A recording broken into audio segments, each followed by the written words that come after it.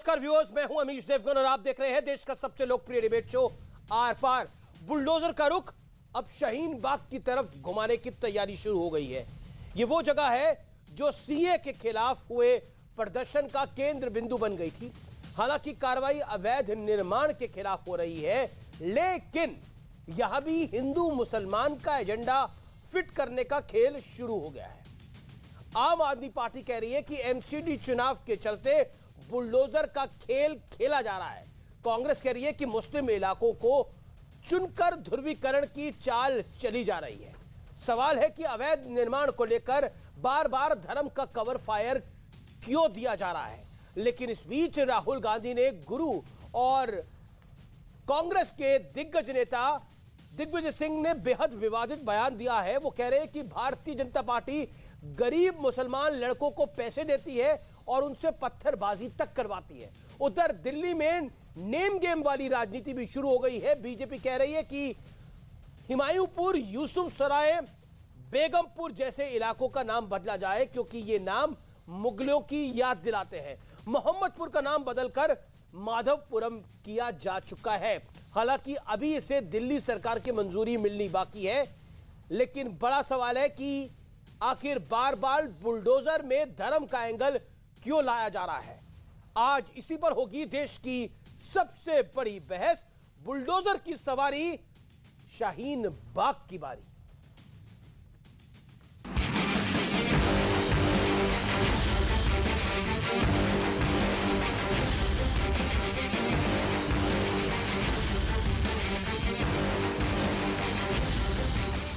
Bulldozer की सवारी, अब शाहीन बाग की बारी। और शाहीन बाग का इलाका है या सीमापुरी का इलाका है या सुंदर नगरी का इलाका है, इन तमाम इलाकों में बोला जा रहा है कि एमसीडी कार्रवाई करेगी।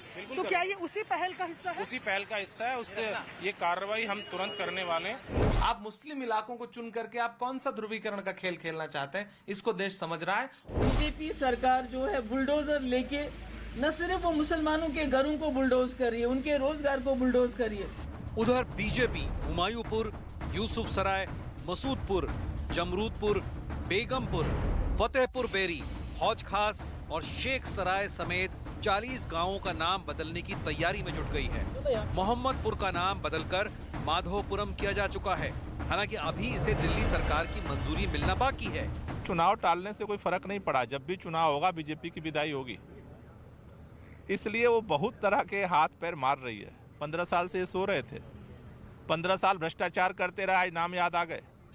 इस बीच राहुल गांधी के राजनीतिक गुरु और कांग्रेस के दिग्गज नेता दिग्विजय सिंह ने पत्थरबाजी पर नया विवाद छेड़ दिया है। मेरे पास ऐसी शिकायतें आ रही, मैंने उसकी जांच नहीं की है कि कुछ गरीब मुसलमान लड़कों को पैसा देकर खुद ही पत्थर फेंकवाते हैं भाजपा के लोग। लेकिन आज सबसे बड़ा सवाल है कि अवैध निर्माण के खिलाफ बुलडोजर एक्शन को हिंदू मुसलमान के चश्मे से क्यों देखा जा रहा है। आज इसी पर होगी देश की सबसे बड़ी बहस। और देश की नंबर 1 डिबेट में अब वक्त है आर पार के सुप्रसिद्ध विश्लेषण का। मैं एक एक करके कुछ पॉइंट्स आपके सामने रखूंगा, कुछ तथ्य आपके सामने रखूंगा। शाहीन बाग में ऑपरेशन बुलडोजर का विश्लेषण। शाहीन बाग सीए विरोधी आंदोलन का केंद्र बिंदु। ऑपरेशन बुलडोजर, अवैध निर्माण को ध्वस्त करने का ब्लूप्रिंट तैयार है।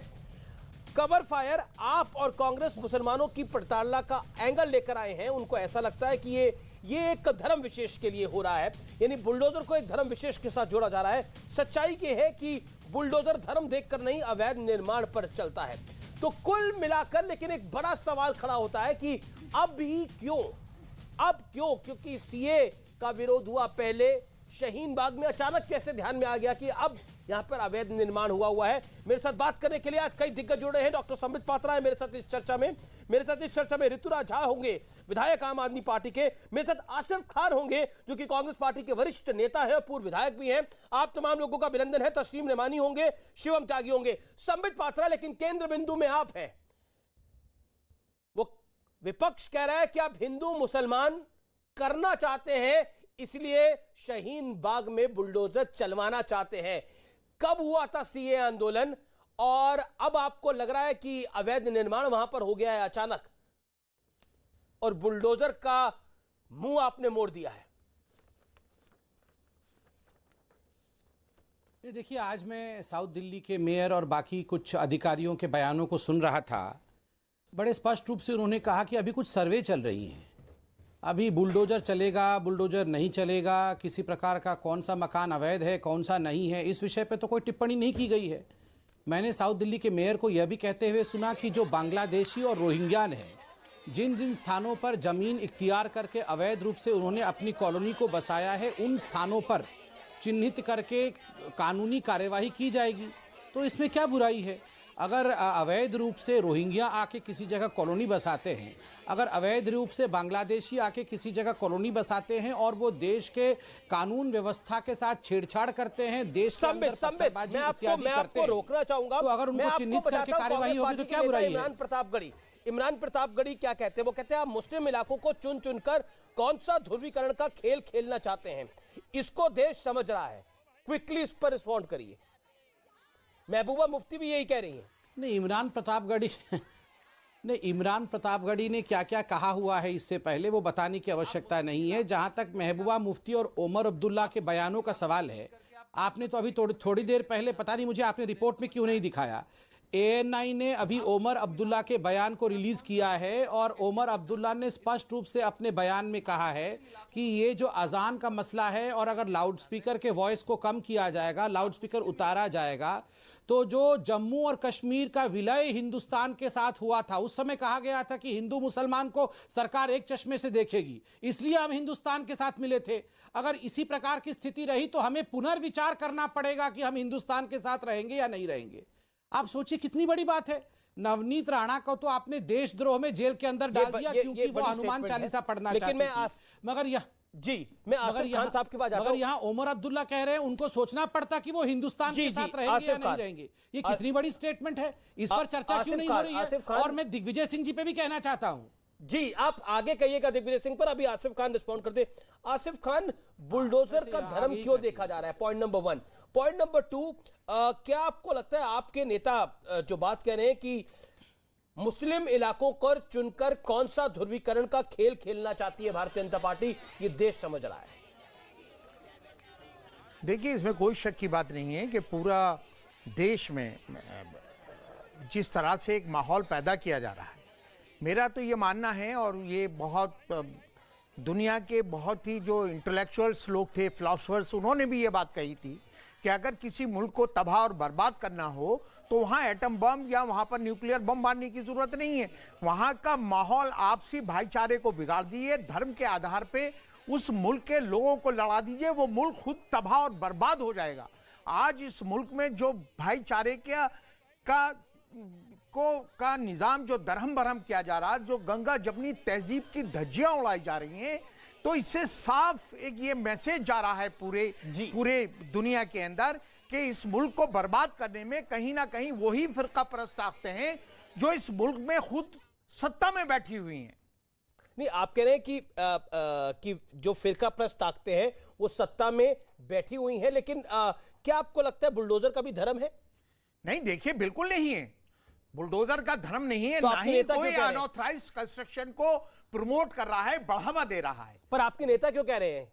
देखिए, आप जब गलत ट्रैक पर चलेंगे और हर चीज को धर्म के आधार पर ले जाएंगे, बुलडोजर को भी आप एक मस्जिद का गेट तोड़ के और मंदिर के गेट पे उसको रोक देते हैं, जब तक वो मस्जिद के गेट पर खड़ा होता है तो आप सुप्रीम कोर्ट के ऑर्डर को नहीं मानते हैं, जब मंदिर के गेट पर जाता है तो वो उसी टाइम आप सुप्रीम कोर्ट के ऑर्डर को मान लेते हैं। तो ये ट्रैक, जिस ट्रैक पे सत्ताधारी बैठे हुए लोग जिस ट्रैक पे बुलडोजर को चलाना चाह रहे हैं, वो धर्म के आधार पर ही चलाने की कोशिश कर रहे हैं।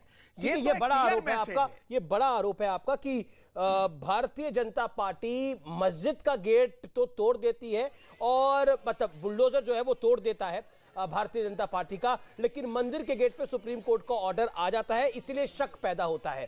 संबित पात्रा, क्यों विश्वास नहीं है आसिफ खान को, इमरान प्रतापगढ़ी को, महबूबा मुफ्ती को, दिग्विजय सिंह को, आम आदमी पार्टी को आपके बुलडोजर पर?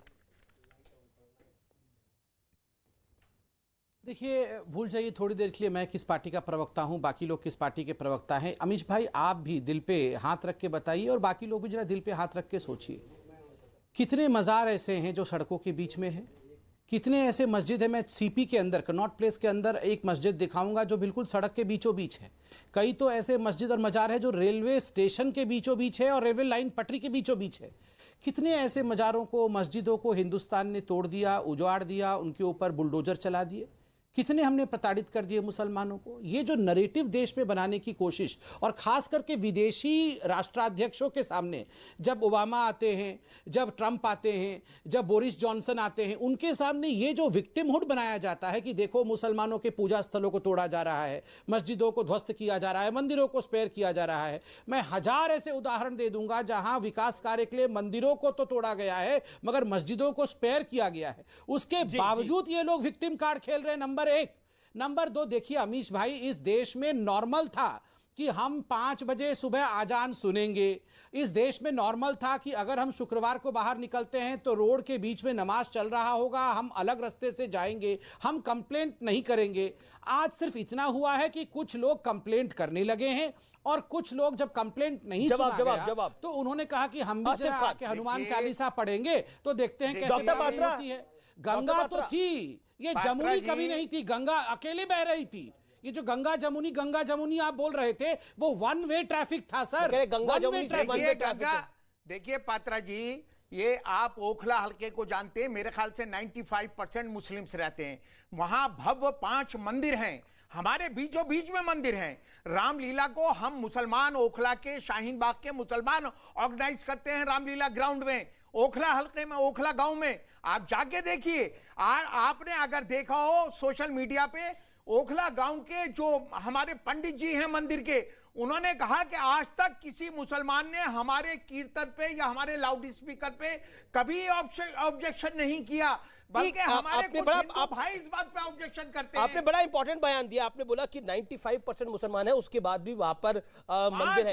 यानी आप कह रहे हैं वो इलाका मुसलमानों का है लेकिन उसके बाद भी वहां मंदिर ऑपरेट हो रहा है और कोई दिक्कत नहीं है। कोई दिक्कत किसी को भी नहीं है, ना मुसलमान को है ना किसी हिंदू भाई को है। किसी को 95% प्रॉब्लम है। ओखला में कैसे ये प्रॉब्लम पैदा हो जाती है रातों रात आपको? ओखला में 95% मुसलमान है और किसी को कोई दिक्कत नहीं हो रही है। मुस्लिम इलाके में मंदिर चल रहा है और पुजारी भी खुश है। यात्रा भी निकाली जाती है, हमारे यहाँ रामलीलाएं भी होती है, हमारे होली का जुलूस भी सड़कों पर बहुत बढ़िया। आसिफ जी सुन लीजिए। बड़ी महत्वपूर्ण बात है। मेंटालिटी का डिफरेंस देखिए। नहीं, इन्होंने कहा कि ओखला 95% मुस्लिमों का इलाका है, उसके बावजूद 5 भव्य मंदिर है, हमें परेशानी नहीं है। तो आप सोचिए, यह 100% हिंदू देश था और यहाँ चेरामल में एक मॉस्क खोला गया। यहाँ के खुद के राजा ने पहला जो मस्जिद था, 100% हिंदुओं का देश होने के बावजूद एक मस्जिद दिया गया। हमने तो कभी ये नहीं कहा। कितनी बार आपने सुना है कि संबित पात्रा कह रहा है कि फलाना केशवपुरम जो है यहाँ 80% हिंदू रहते हैं, फिर भी यहाँ पर 2 या 4 या 5 यहाँ मस्जिद है। कभी हम कहते नहीं है क्योंकि हमें ये एक्सक्लूसिव लगता ही नहीं है। हमें लगता है हम तो सदियों से मिलकर रह रहे हैं। मगर आप खुद एक लेजिस्लेटर होते हुए, एक बहुत जाने माने व्यक्ति होते हुए आप क्या कह रहे हैं? हमारा मुसलमान इलाका है, 95% मुस्लिम है, फिर भी आपके मंदिर है। आप सोचिए हम कितने उदार हैं, कितने बड़े हैं। ये जो सोच है कि हम फिर भी आपको अलाउ कर रहे हैं, आपने अभी कहा संबित पात्रा जी, मैं कोई गलत ट्रैक में नहीं लेके जा रहा हूं साहब, यही सोच है रामलीला खैरियत आप दे रहे हैं। हम हमारे यहाँ जो मंदिरों में कीर्तन होता है, हम रामलीला ऑर्गेनाइज करते हैं जिसमें राम और लक्ष्मण मुसलमान लड़के बनते हैं। हम ये बात कह रहे हैं, हमने ये नहीं कहा। मैंने कहा 95% आबादी में 5 मंदिर, भव्य मंदिर खड़े हुए हैं। आज तक वहां के पंडित जी तो ये पर आसिफ खान जी, ये एहसान तो नहीं हो सकता कि 95% मुसलमान आबादी है? एहसान ये तो इनके रहमो करम पर हम हैं। ये मुल्क हमारा है, हमारे आबो अजदाद ने इस मुल्क को आजाद खून पसीने से सींचा है। हम आपके रहमो करम पर हैं क्या? आपके रहमो करम पे आप तय करेंगे कि मस्जिदें कहां बनेंगी या कहां नहीं बनेंगी, आप तय करेंगे। हम आपके रहमो करम पर हैं क्या? पर कानून तो तय करेगा ना। कानून तय करेगा। कानून को हम कब कह रहे हैं? मैं जवाब देता हूं। नहीं आसिफ साहब, आप हमारे रहमो करम पे कतई नहीं है। हम आपके रहमो करम पे हैं। गलत फहमी हो तो आप निकाल दीजिएगा। एम्बुलेंस आपको अगर ये गलत फहमी है तो जहन से निकाल देना। अभी तो फिलहाल डिबेट में भी मैं आपके रहमो करम पे हूं। देखिए, मैं तो आपको सुन लेता हूं, आप मुझे बोलने कहां देते हैं। 95% में आप तो भगवान राम बन जाते हैं। कम से कम यहां पर तो आप मुझे अलाउ करिए बोलने के लिए, थोड़ा बोलने तो दीजिए मुझे। देखिए आसिफ साहब, आपने कहा कि क्या आप हमारे रहमो करम पे हैं। आपको लगता है कि आप हमारे रहमो करम पे हैं? बिल्कुल आप भी नहीं देखिए, है जब हम ये देश आजाद हुआ था, लेकिन आप कितने चाहते हैं प्रतिशत कि हम हमारे- आपके रहमो सुन करम पर लीजिए, रहें। आप गलत फहमी निकाल लीजिए, दीजिएगा, हम आपके रहमो सुन करम पे नहीं लीजिए, रहेंगे। मैं ये साहब, मुल्क ये हमारा आप है। बीच में क्यों बोलते इस हैं? मुल्क के हर नागरिक को इतना ही अधिकार है जवाब, जवाब, जितना जवाब। आपको अधिकार चलिए है। आप पूरा बोल लीजिए, पूरा बोल लीजिए। ठीक है आसिफ जी, अब आपने अपनी बात को पूरा रखा। बोल डॉक्टर लीजिए। Patra, quick reply, then Rituraj. देखिए आसिफ जी मुझसे भी पूछ रहे थे कि क्या हम आपके रहमो करम पे हैं, फिर इन्होंने कह दिया कि नहीं, हम आपके रहमो करम पे नहीं हैं, मगर हम इनके रहमो करम पे जरूर है। आप देखिए, ये देश जब आजाद हुआ था तो कितने, मैं बताता हूं, मैं आपको बताता हूं, सुनिए प्लीज, थोड़ा सा बेरोक टोक सुनिए। ये देश जब आजाद हुआ था, कितने प्रतिशत हमारे मुसलमान भाई थे? हम इतने हिंसक होते, इतने असहिष्णु होते हिंदू, और इतने हम अगर खराब होते तो आज ये प्रतिशत बढ़ करके, ये जो आप कहते हैं ना कि 15 करोड़ वर्सेस 100 करोड़, ये नहीं होता। जस्ट कंपेयर करिए पाकिस्तान में क्या हो रहा है। तो इसलिए प्लीज हिंदुओं को असहिष्णु कहना बंद करिए। नंबर 2, जहां तक हमारे रहमो करम का विषय है, मैं एग्जाम्पल दे रहा था, ये जो नमाज पे रोड बंद होने वाला विषय सुप्रीम कोर्ट क्यों गया? अलकनंदा में एक एम्बुलेंस को रोकना पड़ा क्योंकि वहां रोड बंद था और कॉलोनी के गेट के सामने नमाज पढ़ाया जा रहा था, नमाज पढ़ी जा रही थी, पेशेंट मर गया। तो कौन किसके रहमो करम पे है? आपने कभी देखा है कि हम हनुमान चालीसा पढ़ रहे हैं और एम्बुलेंस को हमने रोक दिया है? पूरे हिंदुस्तान में आप कश्मीर से कन्याकुमारी तक देख लीजिए, कहां हनुमान चालीसा की हम पाठ के कारण से रोक करके एम्बुलेंस तक जाने नहीं देते हैं, और आप हमसे फिर पूछ रहे रहमो करम पे कौन है? पर अब तो नाम भी बदले जा रहे हैं। एक गांव है जिसका नाम मेरी जानकारी में आया मोहम्मदपुर था, उसको अब माधवपुरम कर दिया गया है। ये तो आसिफ खान, साबित पत्रा जी से पूछिए कि हर चीज मजहब के आधार पर जब ये लेकर चलेंगे तो इस मुल्क को वो कह रहे ऊपर वाला मुगलों ही की बचा निशानी सकता है, मुगलों की ऊपर वाला निशानी। ही बचा सकता है इस मुल्क को। हर चीज, अगर खाना पीना भी धर्म के आधार पर होगा, रहन सहन भी धर्म के आधार पर होगा, आपकी वेशभूषा भी धर्म के आधार पर आपको तय करनी है, आपको किस साइज की किसने दाढ़ी बोला रखनी वेशभूषा है, धर्म के आधार आपको पे? टोपी कौन से स्टाइल की लगानी है, ये भी धर्म के आधार पर डिसाइड करेंगे। पर इस मुल्क में रहने वाले। किसने बोला ये कि आपको टोपी किस स्टाइल की लगानी है, वेशभूषा ये डालनी है? किसी ने आपको बोला टोपी डाल के आइए? संबित पत्रा जी से पूछिए, ये बात टोपी तो संबित आप पत्रा जी से नहीं, पूछिए। आसिफ अभी साहब, जब धर्म टोपी के तो आप आधार तय पर करते हैं, नाम धर्म भी के आधार बदले पर जा आपने रहे कहां तय हैं, किया? जब धर्म ये के तो आधार पर गांवों के ये तो कह रहे और कि शहरों के स्कूलों में नाम भी हिजाब डाल के मत जाओ, ये तो कह रहे स्कूलों में हिजाब डाल के मत जाओ, सब एक समान रहो। ये तो एक संविधान एक विधान की बात करते हैं। अब बात, आप ट्रैक को चेंज मत करिए। ट्रैक नहीं, मैं तो आप ट्रैक चेंज मत करिए। आप ये कह दीजिए कि हम हिजाब को पूरे हिंदुस्तान में सड़कों पर भी बैन करना चाहते हैं। क्यों? आप पूरे राजस्थान में बैन कर दीजिए ना किसने हिजाब कहा? को। हिजाब क्या है? हिजाब क्या है? अगर किसने कोई कहा घूंघट हिजाब डाल के बैन चला करने के वो भी लिए? हिजाब है, और जो मुंह पर लगा के चला वो भी हिजाब है।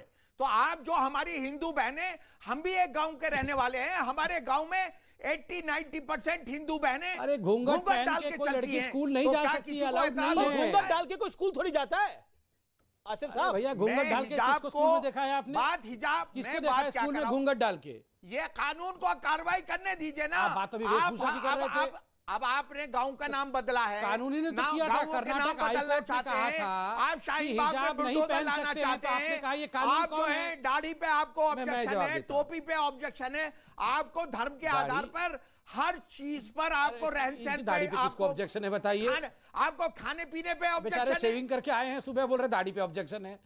दाढ़ी तो त्यागी जी रखे हुए हैं, आप, हमारे को तो कोई ऑब्जेक्शन नहीं है।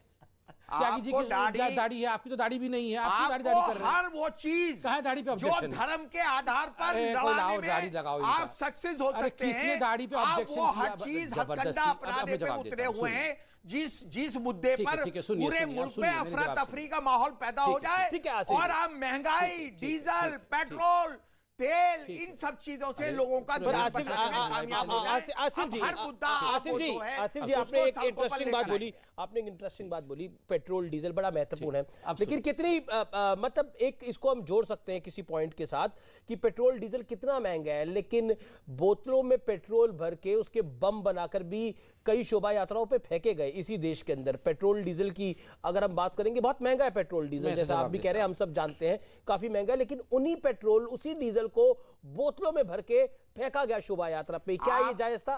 क्या ये जायज था? आप कहा लोहा महंगा है, अगर आयरन महंगा है तो तलवारें आप लोहे की लहलाएंगे सड़कों पर।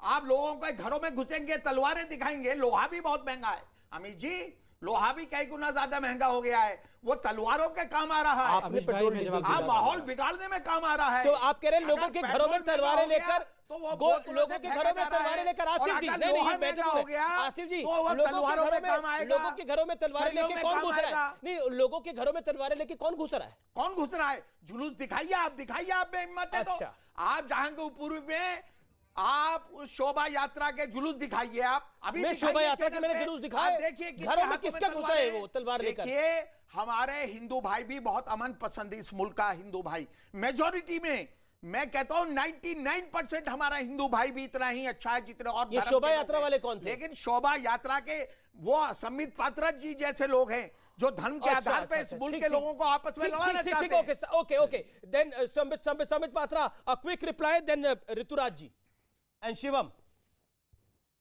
नहीं, बहुत ध्यान से मैं सुन रहा था क्या कह रहे थे कांग्रेस के प्रवक्ता।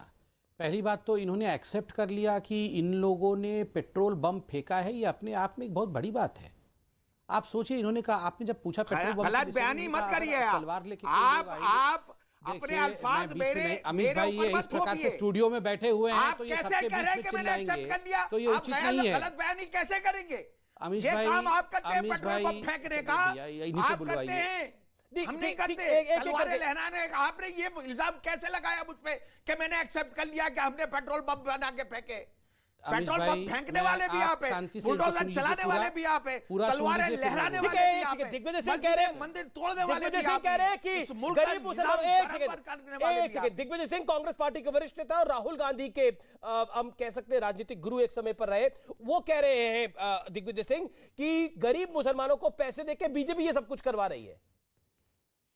संबित पात्रा। अमीश भाई, अब मैं आराम से लोग तो कह रहे हैं आसिफ भाई को भी हमने पैसे दिए हुए हैं, ये हमारी बी टीम है। लोग कहते हैं कि ओवैसी हमारी बी टीम है, उसको भी हमने पैसे दिए हुए हैं। ये जो वारिस पठान आता है ये भी हमने पैसे दिए हुए हैं, ये भी हमारी बी टीम है। लोग कहते हैं महबूबा मुफ्ती भी हमारी बी टीम है, और ये जो उमर अब्दुल्ला है इसको भी पैसे दिए हुए हैं, ये भी हमारी बी टीम है। कल को लोग कहेंगे ये ओसामा बिन लादेन को बीजेपी ने भेजा था। कल को लोग कहेंगे ये अफजल गुरु जो था इसको भी हमने पैसे दिए हुए थे कत्ल करने के लिए। ये याकूब मेमन को भी हमने पैसे दिए हुए थे। ये उल जुलूल कुछ भी बोलता रहता है ये दिग्विजय सिंह, और आप सुनते रहते हैं। ये दिग्विजय सिंह ने कहा था कि बाटला हाउस एनकाउंटर में जो है ये इंस्पेक्टर ही उसमें रिस्पॉन्सिबल था। और नहीं, वो फॉर्मर सीएम होने से क्या हो जाता है? ये तुष्टीकरण के कारण ये फॉर्मर सीएम हो या फॉर्मर पीएम हो, जिस प्रकार से इन लोगों ने तुष्टीकरण के कारण हिंदुस्तान की राजनीति को पलट के रखा है और हिंदुस्तान में जिस प्रकार से फाट की राजनीति की है वो आपके सामने है। यही वो दिग्विजय सिंह है ना जिन्होंने बाटला हाउस में जाकर ओखला की बात अभी हो रही थी, 3 आतंकवादी मारे गए थे, तो आतंकवादियों के लिए आप चुप रहिए जरा। नहीं अमीश भाई, ये आप इन्हीं से बात कराइए। चलो मैं शांति से बैठा हूं, मेरे को कुछ बात ही नहीं करनी है। देखिए, आप यहाँ हिंदू मुसलमान की बात कर रहे हैं, 4 मिनट तो हमें बात करने देते नहीं है। हम पूरे डिबेट में सुनते हैं दूसरों की और ये बीच में चिल्लाते हैं। बाटला हाउस एनकाउंटर में आतंकवादियों का इन लोगों ने समर्थन किया था कि नहीं किया था? आतंकवादियों का समर्थन आतंकवादियों को बेचारा बताया था कि नहीं बताया था? मोहन चंद शर्मा जो इंस्पेक्टर जो शहीद हो गए, जो शहादत को प्राप्त हुए, उनके तरफ इन्होंने उंगली उठाया था कि नहीं उठाया था? यही दिग्विजय सिंह जिन्होंने हिंदू आतंकवाद का परचम लहराया था, उस दिग्विजय सिंह के बारे में पूछ रहे हैं उनकी क्या हैसियत है ये सब बोलने की। और देखिए, अभी यहां पर कांग्रेस के प्रवक्ता ने कहा वेशभूषा घूंघट। देखिए, किस लड़की ने घूंघट करके स्कूल में अटेंड किया है? हिजाब के विषय में आप कह रहे थे कानून को अपना काम करने दीजिए। कर्नाटक के 2 हाईकोर्ट के जजेस ने कहा कि हिजाब अलाउड नहीं है। आप लोगों ने कहा कौन होता है ये कर्नाटक का हाईकोर्ट हिजाब के विषय में डिस्कस करने के लिए? जब कानून अपना फरमान सुनाती है, राम मंदिर के विषय में सुप्रीम कोर्ट अपना फरमान सुनाती है, तो सुप्रीम कोर्ट कौन है हमें फरमान सुनाने वाला? क्या जवाब देंगे? सुन लीजिए, क्या जवाब देंगे? पहले आपने अभी एक्सेप्ट किया कि आप पेट्रोल बम फेंकते हैं। आपने कहा अगर तलवार लहराया जाएगा तो पेट्रोल बम फेंका जाएगा, उसके लिए आपको माफी मांगनी चाहिए। जी, मेरी आप बात सुन लीजिए। बात स्वीकार की। जब अमीश देवगन जी ने कहा कि पेट्रोल तो महंगा है मगर फिर भी आप जो भी लड़ाएगा, जी सब होल्ड ऑन, लोहा महंगा होगा, बुलडोजर चलाएगा, धर्म के आधार पर करेगा, धर्म के आधार पर नहीं, आप वेशभूषा पेट्रोल लाएगा, बम फेंकने को वो सब justify कैसे कर बीजेपी सकते हैं? स्पॉन्सर्ड लोग हैं। बीजेपी स्पॉन्सर्ड लोग हैं, ओके ओके Justify कैसे कर सकते ओके, ये बड़ा स्टेटमेंट है, ये बड़ा स्टेटमेंट है। चाहे मुसलमान है, हिंदू है, ये बीजेपी स्पॉन्सर्ड है। ऋतुराज, ठीक है, ये बड़ी स्टेटमेंट है आपकी। लेट ऋतुराज कम इन, लेट हिम रिस्पॉन्ड। ऋतुराज जी, क्या आपको लगता है कि धर्म के आधार पर बुलडोजर चल रहा है शाहीन बाग के अंदर? देखिए, सबसे पहले अमीश जी एक बात को समझिए कि 15 साल से बीजेपी है नगर निगम के अंदर। इन लोगों ने पैसे खा के सारा इंक्रोचमेंट करवाया, इलीगल कंस्ट्रक्शंस करवाए। आज ये लोग धर्म के नाम पर ये जो बुलडोजर चलाने की कोशिश कर रहे हैं, आपको एक चीज समझने की जरूरत है। ये लोग जाते पैसे की उगाही करना चाहते हैं और जाते पहले तो निकालना चाहिए। आज अगर बांग्लादेशी और अवैध रोहिंग्या के खिलाफ कार्यवाही होने की बात की जा रही है, तो आपको क्या मुश्किल हो रहा है? आप मुझे सिर्फ इतना बताइए, रोहिंग्या और बांग्लादेशियों के खिलाफ कार्यवाही होनी चाहिए नहीं होनी? नहीं, यही इंजेक्शन अब सबको दिया जाएगा। जब मेरे बीच सब बोलते हैं, अब आपके बीच में ऋतुराज नहीं बोले, इंतजार करे थे पेशेंटली 16 मिनट वो। ऋतुराज जी, मैं आपके बाद ब्रेक के बाद आता हूं, आप देखते रहिए आर पार, वक्त एक अंतराल का है।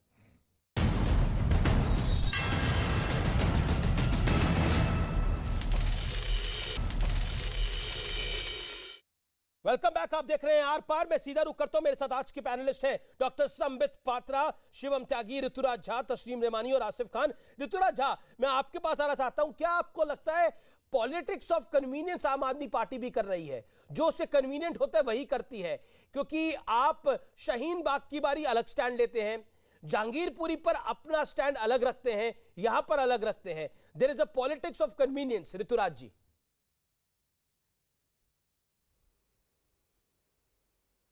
लगता है ऋतुराज से संपर्क टूट गया है। तस्लीम रहमानी मेरे साथ जुड़ गए हैं। तस्लीम रहमानी, क्या आपको लगता है कि जो बुलडोजर की बात हो रही है और जो बात दिग्विजय सिंह कर रहे हैं कि भारतीय जनता पार्टी द्वारा स्पॉन्सर्ड पत्थरबाजी है ये, और बुलडोजर में भी धर्म ढूंढा जा रहा है? अमित, सबसे पहले तो मैं बुलडोजर की बात कर लूं और उसके बाद पत्थरबाजी की बात करता हूं। देखिए, बुलडोजर का कोई नई बात नहीं हो रही है। 1976 में इमरजेंसी के ज़माने में इस देश ने बुलडोजर देखा था, और यही दिल्ली थी जिसमें तुर्कमान गेट और सराय खलील और इस तरह के बहुत सारी आबादियां बिल्कुल देश तो नाबूद कर दी चली गई थी। और उसके बाद आपने देखा कि अंजाम क्या हुआ। उस वक्त जो रीढ़ की हड्डी टूटी थी कांग्रेस की, तो भले ही उन्होंने सरकार बनाई इंदिरा जी के और राजीव गांधी जी के एसिसिनेशन के बाद हमदर्दी की वेव में सरकारें बनी, लेकिन वो हड्डी आज तक ठीक से जुड़ी नहीं है, कमजोर होती चली जा रही है। तो आप लेकिन बीजेपी ने तो ट्रैक को बदल दिया है। बीजेपी ने बुलडोजर चलाया तो बाबा बुलडोजर यानी योगी आदित्यनाथ, महंत योगी आदित्यनाथ की धमाकेदार वापसी हो गई। बदला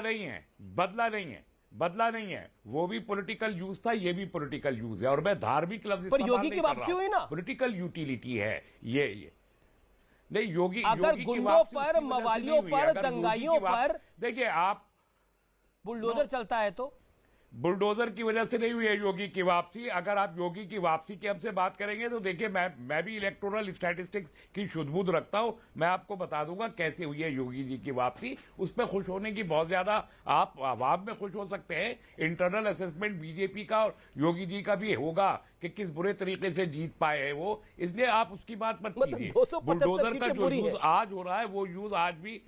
आप बताइए, मध्य प्रदेश में शिवराज चौहान जी ने जो बुलडोजर चलाया वो बिल्कुल गलत था। सुप्रीम कोर्ट में भी उन्होंने उसको माना, और अब वो कह रहे हैं कि वो मकानों को रिपेयर करवाएंगे। मैं सीधे कहना चाहता हूं, और दिग्विजय सिंह जी से भी कहना चाहता हूं, कि वो क्यों नहीं केस डालते शिवराज सिंह चौहान पे कि अपनी जेब के पैसे से अब उन मकानों को रिपेयर करवाए। हम टैक्स पेयर का पैसा क्यों इस्तेमाल करेंगे वो अपनी राजनीति के लिए? पहले बेकसूर लोगों के घर उन्होंने तोड़वाए, उसके बाद अब कह रहे हैं हम उनको बनवाएंगे, उसके लिए पैसा देंगे। आपकी गलती है, अपनी जेब से पैसा दीजिए। आप सरकारी पैसा आप क्यों लेना चाहते हैं? तो ये है शिवम त्यागी political कुछ कहना चाहते हैं बुलडोजर का। तो अगर आप रहमानी जी आप गलत डेटा पेश कर रहे हैं। पहली बात तो ये कि कांग्रेस जब इमरजेंसी के बाद फिर से सरकार में आई थी वहां कोई सिंपैथी वेव नहीं थी। 2.5 साल में सरकार टूट गई थी, कुछ नहीं हुआ था। तो जाहिर कुल मिला के बात है बुलडोजर शायद उस जमाने में भी बहुत शानदार रहा होगा, तभी तो सरकार फिर से वापस आ गई। और उत्तर प्रदेश में तो देखा ही आपने क्या प्रचंड बहुमत आया बुलडोजर के बाद। मुझे लगता है किसी को कोई दिक्कत ही नहीं रही। अब नाम पर आ जाते हैं, नाम पर आ जाते हैं। सुनिए, नाम अगर ये तस्लीम रहमानी अपने आप से जोड़ रहे हैं तो आप अपने आप को मुगलों से जोड़ रहे हैं। कुल मिलाकर मसला ये है, अगर पहले प्रयागराज था वो आज फिर से प्रयागराज हो गया है। उसको बदला था मुगलों ने और हिंदुस्तान की सरकार ने जो इलेक्टेड है उसने फिर बदल दिया।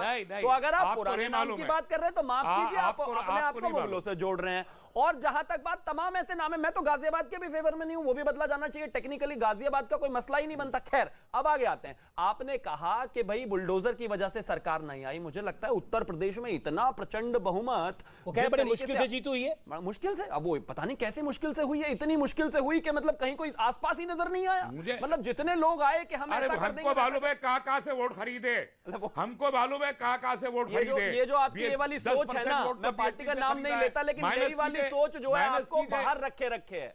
मतलब जनता को इतना मूर्ख समझते हैं, खरीद रखा है, कर रखा है बुलडोजर, ये पत्थर मारने वालों को खरीद रखा है। अमीश जी, ये मतलब ये बीजेपी ने पत्थर मारने की इतनी रोजगार दे दिया, मतलब लोगों को कह रहे हैं पत्थर मारने बीजेपी ने पत्थर मारने वालों को खरीद लिया है, वोटर को खरीद लिया है, ईवीएम में गड़बड़ करती है, मीडिया तो सबसे ज्यादा गलत हो गया है। एक बात बताइए, बीजेपी में एक मुस्लिम राष्ट्रीय मंच है, बीजेपी में एक मुस्लिम राष्ट्रीय मंच है, वो भी बीजेपी के ही वर्कर है ना, वो भी सफेद टोपी लगाते हैं, वो भी तहमत पहनते हैं, वो भी मुसलमान है। बीजेपी में आरएसएस ये बड़ा फेम है, संघ का एक हिस्सा है, संघ का एक हिस्सा है, और बीजेपी आरएसएस को आप अलग कैसे कर रहे हैं? एक हिस्सा है, बीजेपी आरएसएस को 54 हिस्से हैं तो क्या? हाँ, तो वो भी अरे मैं बीजेपी अलग नहीं ना है, मतलब आरएसएस के साथ अगर कोई मुसलमान जुड़ा हुआ है, अगर आरएसएस मुसलमान को साथ ना ले तो आरएसएस कांग्रेस, अगर मुसलमान को साथ ले तो वो पत्थरबाज। आरएसएस में बजरंग दल तलवारबाज है, बजरंग दल में हिंदू जुड़ा हुआ है वो तलवारबाज है, और जो विश्व हिंदू परिषद और बजरंग दल अगर तलवारबाज होता, अगर विश्व हिंदू परिषद और बजरंग दल ऐसा होता तो मंदिर बनाने के लिए उनको 50 साल का इंतजार नहीं करना पड़ता। ये सच्चाई है सर, सच्चाई से कब तक मुंह मोड़िए? कहा किया, कहा नहीं, वो क्यों नहीं किया? जो कुछ किया 1992 में, 93 में, 89 में, 90 में। जवाब सुनिए ना डॉक्टर पात्रा से, जवाब सुनिए। लेट हिम कम इन, ऋतुराज जी के पास में आऊंगा। संबित पात्रा जी की रथ यात्रा के बताइए, जहां तक ये रहमानी जी का सवाल है, ये रहमानी जी कभी खुश थे? आप 2014 का वीडियो उठा के देखिए, कोई रहमानी जी ने बहुत अच्छा बोल दिया था बीजेपी के लिए। 15, 16, 17, 18, 19, 20, 21, 22 सबके वीडियो उठा के सब डिबेट दिखा दीजिए। रहमानी जी तब भी दुखी थे, रहमानी जी अब भी दुखी होंगे। रहमानी जी कभी भी भारतीय जनता पार्टी जब भी रहेगी, होने वाला किया नहीं ना। पहले मैं अकेला दुखी था, पूरा देश दुखी है। अभी तो पूरा देश दुखी है। अमीश भाई कम से कम अभी तो डिबेट में दुखी करना बंद करें, शांति से बताइए। ये दुखी हैं, नॉन स्टॉप सुबह 6 बजे से रात 10 बजे तक चिल्लाते हैं, दूसरों को बोलने नहीं देते हैं। अमीश भाई, आप जितने भी मोदी जी की आपको मेरा टाइम शेड्यूल मालूम है, 80 करोड़ राशन देने वाली योजनाएं हो, नहीं मोदी जी का राशन देने वाली योजना हो, गैस सिलेंडर वाली योजना हो, एलईडी वाली योजना हो, आप जानते हैं सबसे बड़ा चंक जो बेनिफिशियरी है वो हमारा मुस्लिम भाई, हमारी मुस्लिम बहन है। उसके बावजूद भी रहमानी जैसे लोगों को लगता है कि मुसलमानों को इस देश ने कुछ नहीं दिया, मुसलमानों को मोदी सरकार कुछ नहीं दे रही है, मुसलमान इस सरकार के नीचे और हिंदुस्तान में बिल्कुल सुखी नहीं है। स्टैटिस्टिक्स दीजिए, आप मेंटालिटी समझिए, मैं काउंटर करूंगा, आप पहले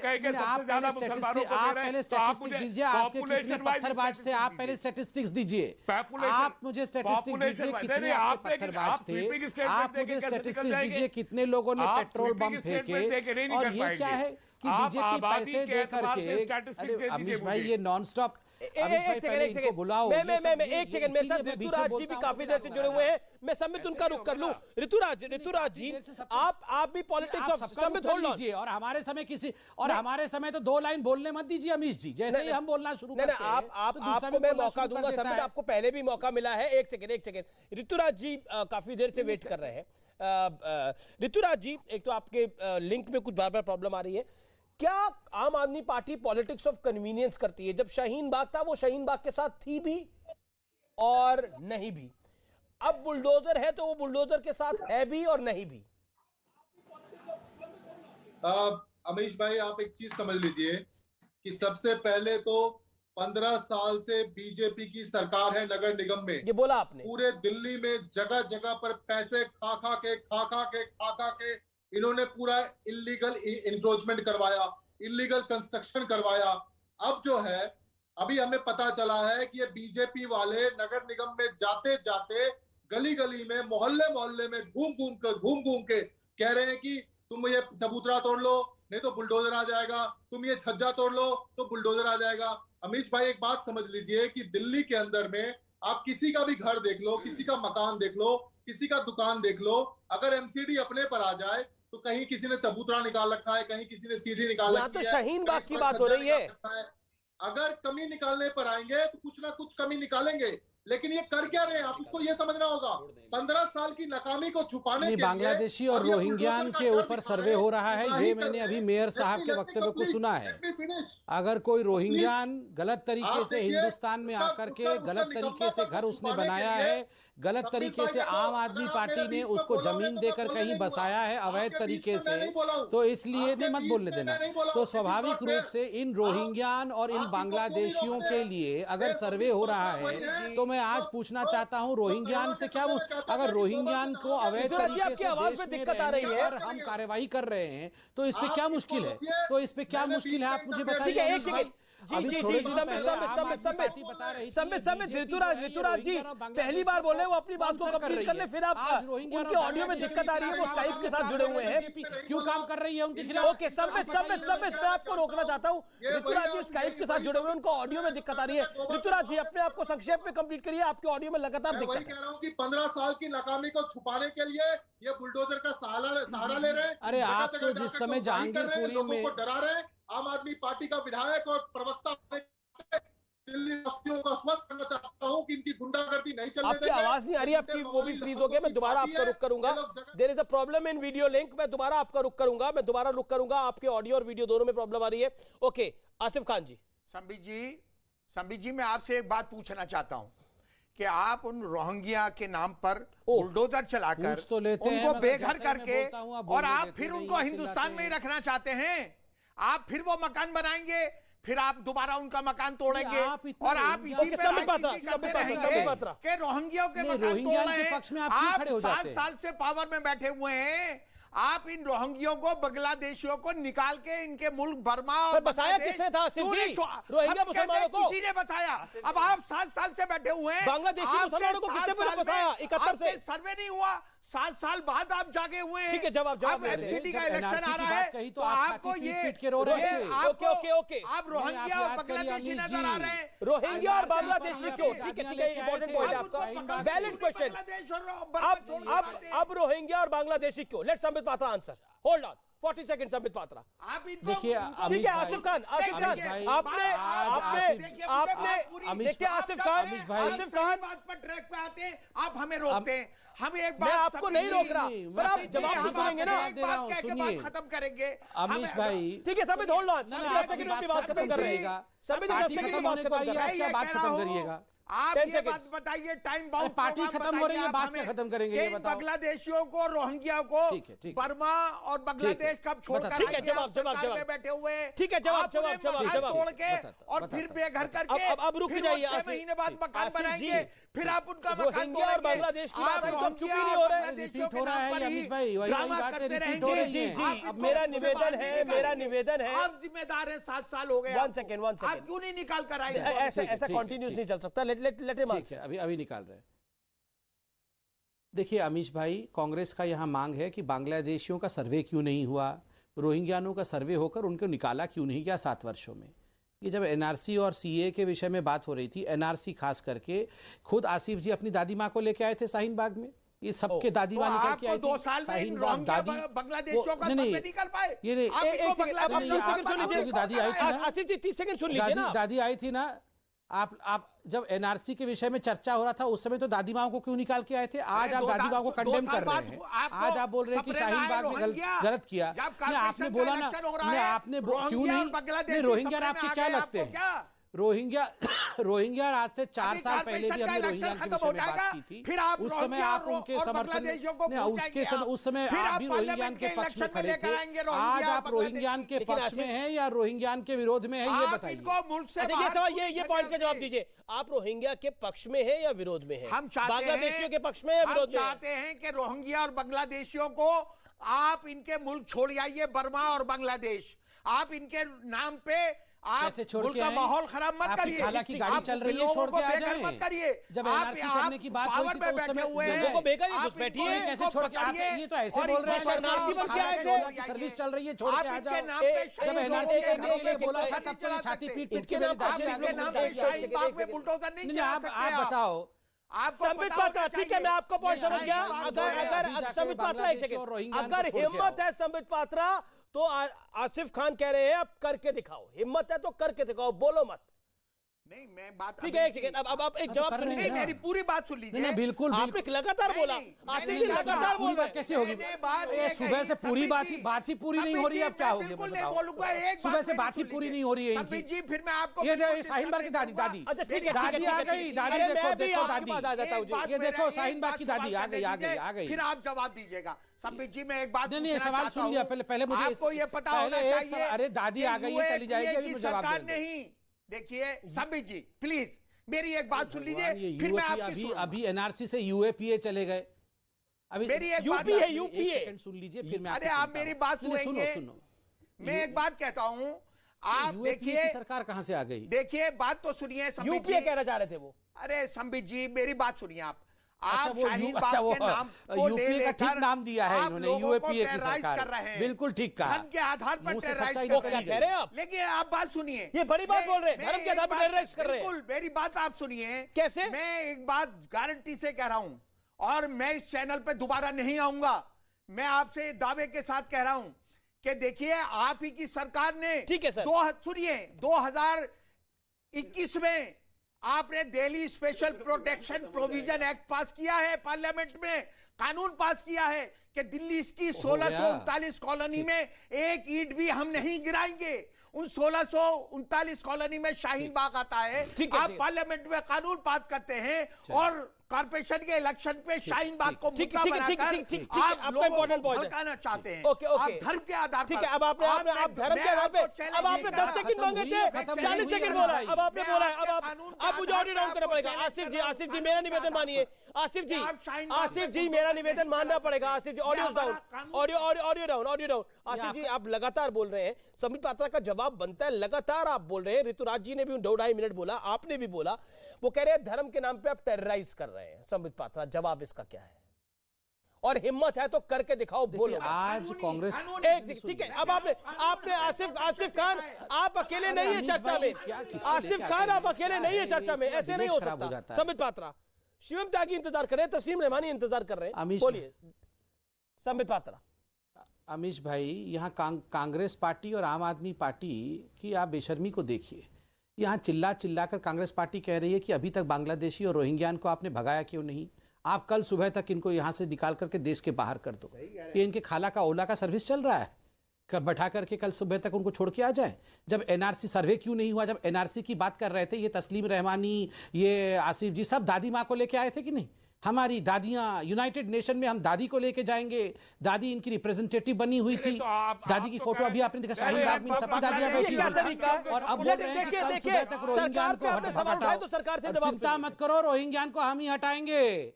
रोहिंग्यान को हम हटाएंगे, बिल्कुल हटाएंगे। आप यहाँ कोशिश कितनी भी करते रहो, रोहिंग्यान आके यहाँ पर आतंकवाद नहीं कर सकता है। रोहिंग्यान आके यहाँ अपनी कॉलोनी बसा करके आप लोगों के संरक्षण में हिंदुस्तान के निर्दोष जनता के ऊपर यहाँ पर वो अत्याचार नहीं कर सकता है। भारतीय जनता पार्टी की सरकार है, यूएपीए की सरकार नहीं। आपने ठीक कहा था यूएपीए की सरकार, ये कोई यूएपीए की सरकार नहीं है। तो उनके मुंह से तो यूएपीए ही निकला था, बिल्कुल ठीक निकला था। तो उन यूएपीए की सरकार नहीं है, ये बीजेपी की सरकार है, बिल्कुल ठोक बजा के करेंगे, बिल्कुल करेंगे। अब तस्लीम ने मानी ऋतुराज जी, सुप्रीम कोर्ट से ठीक है, पार्लियामेंट से ऊपर हो गए आप। शाहीन बाग को स्पेशल प्रोविजन एक्ट, ठीक है ठीक है ठीक है, तस्लीम ने मानी को आने दीजिए ना। तस्लीम ने मानी, क्या आपको लगता है 6 महीने का एक्सटेंशन लिया इन्होंने? एनआरसी की बात करेंगे ये कि एक इंच पीछे नहीं हटेंगे। 2 साल हो गए, हाथ पकड़ा था। ये देखिए, और देखिए एनआरसी और सीए पे सबसे ज्यादा छाती पीटने वाले आज कह रहे हैं कि सीए और एनआरसी क्यों नहीं हो रहा है। बांग्लादेशियों के साथ बैठ के बिरयानी खाने वाले आज कह रहे हैं बांग्लादेशी हिंदुस्तान में क्यों हैं। रोहिंग्यान के साथ यहाँ गलबैया करने वाले आज रोहिंग्यान के खिलाफ अचानक देखिए इनका, ये तो याकूब मेमन के साथ खड़े थे, ये तो अफजल गुरु के साथ खड़े होने वाले लोग हैं, बुरहान वानी को हेडमास्टर का बेटा बताने वाले लोग हैं, ये तो वो लोग हैं जो पत्थरबाजों का भी समर्थन करते हैं। तो इनसे आप क्या एक्सपेक्ट करते हैं? एक सेकंड, ऋतुराज जी को आने दीजिए, ऑल ऑडियो साउंड ऋतुराज जी को चर्चा में आने दीजिए। एक सेकंड ऋतुराज जी, आपको मेरी आवाज मिल रही है? ऋतुराज जी, आपको मेरी आवाज मिल रही है? लगता है आवाज नहीं जा रही है। एक सेकंड, अब मैं लेके आता हूं इस चर्चा में शिवम त्यागी को। काफी देर से इंतजार करें। शिवम त्यागी, क्या अब पॉलिटिकल डिस्कोर्स इस तरह का हो गया है, नैरेटिव बिल्डिंग का हो गया? बीजेपी एक नैरेटिव बिल्ड कर रही है कि वी आर प्रो हिंदूज, और बाकी पॉलिटिकल पार्टीज को ये एस्टैब्लिश करने में जुटी है दे आर प्रो मुस्लिम्स। क्या ये नैरेटिव बिल्डिंग हो रही है? नहीं, इस देश में प्रो मुस्लिम साबित करने के लिए नैरेटिव बिल्ड करने की आवश्यकता नहीं है। देश ये पूरा 140 करोड़ देश तो सबका है। हाँ, नहीं जानते हैं कि वो प्रो मुस्लिम है। अब मैं 1600 कॉलोनी पर आता हूं, आसिफ जी जो बार बार बैठकर झूठ बोल रहे हैं। इलीगल कॉलोनीज को लीगल किया गया है, वहां पर इलीगल एनक्रोचमेंट को लीगल नहीं किया गया है। अगर वो करोगे तो उस पर बुलडोजर चलेगा। पर वो ये पार्लियामेंट में पास नहीं हुआ है। पर अच्छा एक बात बताइए, हाँ, एक ऑपोजिशन का सवाल है, इसका जवाब आप जरूर दीजिएगा। शाहीन बागी क्यों, मोहम्मदपुरी क्यों, यूसुफ सराई क्यों, बेगमपुर ही क्यों, हिमायूपुर ही क्यों? क्यों जहांगीरपुरी में क्या आपने देखा नहीं कि हिंदुओं के लोगों के वो टूटे नहीं है आगे से? ये तो वहां पर भी आ गए थे। अब हर जगह जब हिंदू मुस्लिम साथ रहते हैं, जब हिंदू मुस्लिम साथ रहते हैं, जो इसका भी इलीगल एनक्रोचमेंट है टूट जाएगा। कोई हिंदू पहुंचा क्या वहां पर जहांगीरपुरी के बाद? क्या हमारे हिंदू का? आसिफ खान जी, माफी, आसिफ खान जी, राहुल गांधी जी ने जब बुलडोजर जहांगीरपुरी पहुंचा भी नहीं था, वो लैंड भी नहीं किया था, लेकिन उन्होंने बुलडोजर का धर्म देख लिया था। उन्होंने बोला था कि अल्पसंख्यकों को बेचारा उन्होंने बता दिया था, लेकिन वहां तो गुप्ता जी की भी दुकान टूटी। मैं ये जानना चाहता हूं कि बुलडोजर पहुंचने से पहले धर्म कैसे देख लिया जाता है? बुलडोजर पहुंचा है शाहीन बाग और बुलडोजर का धर्म देखा जा रहा है, ऐसा क्यों? ये तो संबित पात्रा जी से पूछिए। नहीं, आपसे पूछूंगा। राहुल गांधी आपके जवाब दे रहा हूं, ये नहीं है राहुल गांधी आपके? जवाब दे रहा हूं, मैं एक बात कह रहा हूं। आप मुस्कुरा दिए, बोला ये तो संबित पात्रा से पूछिए, राहुल गांधी में नहीं बोलना चाहते। एक बात बता दी, आपको बता दिया। अभी आपने कहा कि बाकी सारी पॉलिटिकल पार्टीज प्रो मुस्लिम है। मैंने ये नहीं बोला, मैं कहा बीजेपी कहती है। आपने बोला बीजेपी कहती है, बीजेपी कहती है। मैं उसका जवाब दे रहा हूं कि इस मुल्क की गंगा जमनी तहजीब प्रो बाकी सियासी पार्टियां हैं। कांग्रेस इस मुल्क की प्रो भाईचारा पार्टी है। क्यों आ जाती है? नहीं, शिवपुर पे बुलडोजर चल रहा होता है, कांग्रेस कौन सी पार्टी है? भाईचारा पार्टी है। भाईचारा पार्टी है, तो सारे धर्मों को साथ लेकर चलने वाली कांग्रेस पार्टी तो है। फिर राहुल जी ने बुलडोजर का धर्म कैसे देखा? राहुल जी ने नहीं, हमने देखा है, अपनी आंखों से देखा है। कैसे देखा? हमने आपको पहले भी बता दिया कि मस्जिद के गेट के बाहर को बुलडोजर चलता है। सुप्रीम कोर्ट 2 घंटे पहले झूठ बोल रहे हैं। वहां पर वृंदा करात ऑर्डर लेकर सामने खड़ी हो गई थी बुलडोजर के। आप फिर से आंखों देखी भी झूठ बोल रहे हैं, मतलब आंखों देखी भी झूठ बोल रहे हैं। भाई वृंदा करात जब वो मंदिर के सामने बुलडोजर पहुंचा, वो ऑर्डर लेकर खड़ी हो गई, वो रुक गया, बात खत्म हो गई। नहीं, आप अब मुझे बताइए, शाहीन बाग में आपको कैसे पता कि सिर्फ मुसलमानों पर ही बुलडोजर चलेगा? वहां हिंदू नहीं रहते क्या? हिंदू नहीं रहते क्या? बताइए ना। त्यागी जी, मेरी रहते हैं कि नहीं रहते? वहां हिंदू नहीं रहते? नहीं रहते, एक भी नहीं रहता। एक भी नहीं। अभी तो कह रहे थे 5 मस्जिद मंदिर है वहां। मैं ओखला हल्के में मुस्लिम एक हिंदू नहीं रहता। शाहीन बाग में नहीं। तो अब अगर हिंदू अब अगर मुसलमानों ने इलीगल एनक्रोचमेंट किया हुआ है तो वो तो डरेगा। अब हम क्या करें इसमें? बात मैं यही बात में कह रहा हूं ना। किस बात? मैं आप मेरी बात, मतलब पूरी तरह से शाहीन बाग मुस्लिम मोहल्ला है। मतलब मोहल्ला नहीं, मोहल्ले से शहर, शहर से राज्य, राज्य से देश, ऐसे ही तो बनते हैं। मेरी आप बात सुनेंगे। पहली बात मैं एक बात कहना चाहता हूं, संबित जी, शाहीन बाग में एक भी हिंदू नहीं रहता। मेरी आप बात तो सुनिए। शाहीन बाग में एक भी हिंदू नहीं रहता। देखिए, शाहीन बाग में अगर कोई किराएदार इत्तेफाक से हो सकता है, मतलब मकान मालिक शाहीन बाग में कोई भी मेरी नॉलेज में हिंदू नहीं है। मैं भी शाहीन बाग में ही रहता हूँ। अच्छा। किराएदार बहुत से स्टूडेंट्स रहते हैं, जामिया में पढ़ने वाले स्टूडेंट्स रहते हैं, बहुत से जो सर्विस में हैं, नोएडा आते हैं, वो किराएदार पे रहते हैं। नहीं तो आप कहना क्या चाहते हैं? मैं कहना क्या चाहता जो हूँ, आप पिछले 45 मिनट से कहना चाह रहे हैं, बताइए। किसी ने आपसे 10% भी नहीं बोला है। मैं बात कह रहा हूँ, एक बात कह रहा हूँ, मैं दो बातें कहूंगा, मेरी बात सुन लेना, फिर आप जवाब। एक की जगह दो, की जगह तीन, ये तो मैं एक बात कहता हूं कि आपको देखिए, मैं एमएलए रहा हूं, मैंने सरकार की सारी प्रोसीडिंग देखी है, असेंबली की प्रोसीडिंग देखी है। दिल्ली के अंदर 1639 अनऑथराइज कॉलोनी है, संबित पात्रा जी ये हो चुका है, रिपीट में है। आप बात तो सुनिए, ये रिपीट बात वो अनऑथराइज्ड कॉलोनी को ऑथराइज किया गया है, इलीगल एनक्रोचमेंट ऑथराइज नहीं हो सकता। आप झूठ बोल रहे हैं। त्यागी जी, आप बात तो सुनिए। नहीं, मैं आपसे तथ्यों में बात कर रहा हूं। आपकी इलीगल कॉलोनी लीगल हो गई, मुझे बताइए, क्या वहां पर होने वाला इलीगल एनक्रोचमेंट भी लीगल हो जाएगा?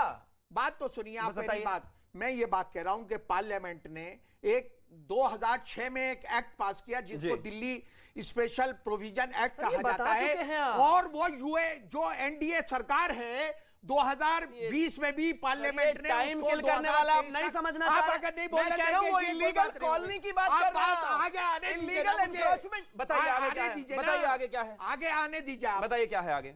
इलीगल इंक्रोचमेंट जो आपके पार्टी के अध्यक्ष है ना गुप्ता जी, अच्छा, उनकी मीडिया ने ये देखिए अब इधर उधर हो गए। अभी मैंने कहा कि इलीगल एनक्रोचमेंट टूटेगा तो ये बोले वो लीगल है, अब गुप्ता जी पर पहुंच गए। सुनिए सुनिए, इलीगल कॉलोनीज लीगल हो गई होंगी, सुनिए इलीगल कॉलोनीज लीगल हो गई होंगी, लेकिन अगर इलीगल एनक्रोचमेंट है तो वो टूटेगा। और सुनिए, पहली बात तो ये बहुत गलत बात है इस हिंदुस्तान में कि वहां पर 100 के 100% मुस्लिम रहते हैं शाहीन बाग में, लेकिन अगर रहते भी हैं तो अगर वो मुस्लिम है ना, इसलिए उनका इलीगल इंक्रोचमेंट छोड़ा नहीं जाएगा। और आसिफ साहब वहां पर रहते हैं शाहीन बाग में, इसलिए नहीं छोड़ा जाएगा। अगर आपने इलीगल इंक्रोच किया होगा तो वो भी टूटेगा, वो भी टूटेगा और टूटना चाहिए। त्यागी जी बात सुनिए, बताइए, मेरी बात सुनिए, बताइए। हमने आपको कहा कि दिल्ली स्पेशल प्रोविजन एक्ट हमें ये प्रोटेक्शन देता है, हम कानूनी दावा कर रहे हैं कि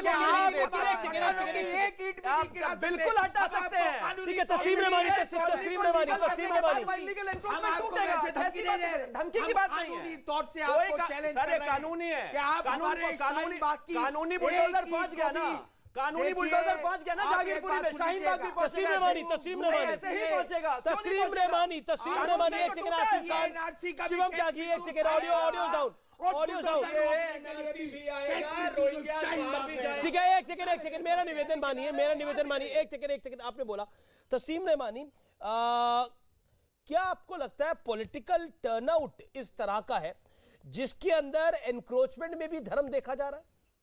क्यों? नहीं, एनक्रोचमेंट में धर्म देखना नहीं चाहिए, लेकिन बीजेपी को इलेक्शन लूज होते हुए दिखाई दे रहा है और भी आम आदमी पार्टी की तरफ धकेल रहे हैं बहुत सारा वोट जो बीजेपी को नहीं मिलता। जैसे इन्होंने उत्तर प्रदेश में समाजवादी पार्टी की तरफ जानबूझ के स्ट्रेटेजी के तहत वो वोट जो इनको नहीं मिल रहा था समाजवादी की तरफ धकेला, अब ये आम आदमी पार्टी की तरफ धकेल रहे हैं। तो ये आम आदमी पार्टी की और बीजेपी की मिली भगत है, बुलडोजर का पॉलिटिकल यूटिलिटी हो रही है, इलेक्टोरल यूटिलिटी है, इसके अलावा कुछ नहीं है। वरना मुझे एमसीडी के तीनों एमसीडी जो अभी तक नहीं, ये बुलडोजर तो यूपी में चले आप धर्म देखते हैं, बुलडोजर मध्य प्रदेश में चले आप धर्म देखते हैं। मुझे एनक्रोचमेंट की लिस्ट दे दीजिए, नहीं धर्म वरम छोड़िए, मुझे लिस्ट दे दीजिए। शिवम त्यागी 10 सेकंड रिस्पॉन्स, शिवम त्यागी 10 सेकंड। मेयर साहब का जो मुझे समझ में नहीं आ रहा, तस्लीम रहमानी जी सुन लीजिए लगातार। आप मुझे बस एक चीज बता दीजिए, अगर बीजेपी को इसका पॉलिटिकल यूटिलाइजेशन ही देखना था तो अभी तो एमसीडी के कहीं चुनाव है भी नहीं। दिन रात आम आदमी पार्टी वाले इसी बात को लेकर रो रहे हैं कि बीजेपी चुनाव नहीं करा रही, चुनाव नहीं करा रही, चुनाव नहीं करा रही। बहुत बहुत शुक्रिया, बहुत बहुत शुक्रिया। फिलहाल इतना ही, लेकिन चलते चलते मैं निष्कर्ष जरूर दूंगा, क्या बुलडोजर का धर्म देखना चाहिए, क्या एनक्रोचमेंट का धर्म देखना चाहिए? ये सवाल मैं आपके जहन में छोड़ के जाता हूं, जरूर सोचिएगा इस विषय के बारे में। फिलहाल आर पार में इतना ही। आप देखते रहिए News 18